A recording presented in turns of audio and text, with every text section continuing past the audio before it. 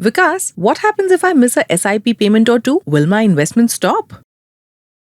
Not necessarily, Sapna. If you miss a SIP installment, it usually just gets skipped for that month. The SIP doesn't get cancelled automatically unless there are repeated failures.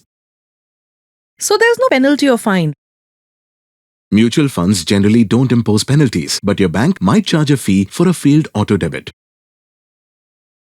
Got it. But will it affect my returns?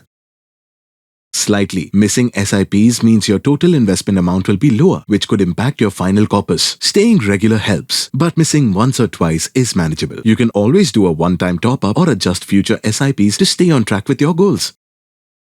Makes sense. So SIPs are flexible when needed. Exactly. That's one of their key strengths. They offer flexibility, especially during unexpected situations. An investor education and awareness initiative of Nippon India Mutual Fund. Mutual fund investments are subject to market risks. Read all scheme-related documents carefully.